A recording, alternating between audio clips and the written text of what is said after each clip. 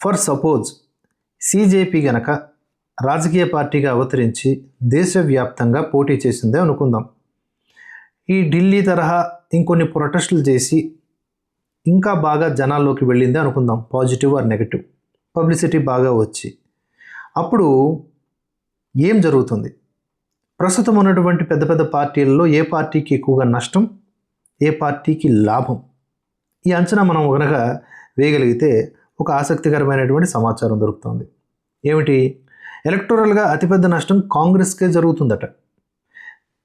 చాలా సింపుల్. ఇప్పుడు కాంగ్రెస్ ఒక విపక్ష స్థానంలో ఉండి చేయాల్సినటువంటి పనులన్నీ సిజేపీ చేస్తున్నప్పుడు ఆటోమేటిక్గా ప్రభుత్వ వ్యతిరేక ఓట్లు ఎవరికి వెళ్తాయి?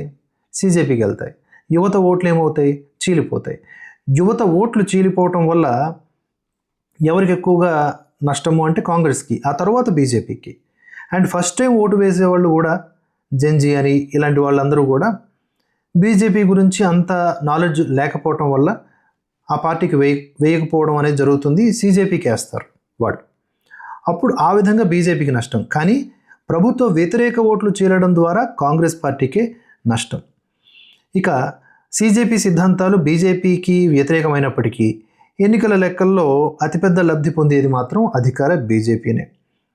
మన ఎన్నికల వ్యవస్థల్లో ప్రభుత్వ వ్యతిరేక ఓట్లు చేరడం ఎప్పుడూ కూడా అధికార పార్టీకే లాభిస్తుంది.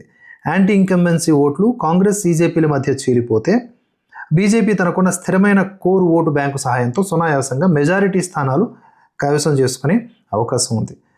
కొన్ని రాష్ట్రాల్లో బలమైన క్యాడరు, కుల సమీకరణాలు, సంక్షేమ పథకాల ఓటు బ్యాంకు ఉన్నటువంటి ప్రాంతీయ పార్టీలు సిజేపీ రాకతో పెద్దగా నష్టపోయే అవకాశాలు లేవు. కానీ జాతీయ స్థాయిలో సిజేపీ ఓట్లు చీల్చడం వల్ల బీజేపీ, కాంగ్రెస్ సొంతంగా మెజారిటీ సాధించలేక బలహీనపడితే ఈ ప్రాంతీయ పార్టీలు కేంద్రంలో కింగ్ మేకర్లుగా మారే లాభం ఉంది. ఇవన్నీ కూడా కొంచెం ఒకవేళ జరిగితే అనే కోణంలో చెప్పలేం కదా, ఒక ఆలోచిస్తే వస్తున్నటువంటి రిజల్ట్ అనమాట.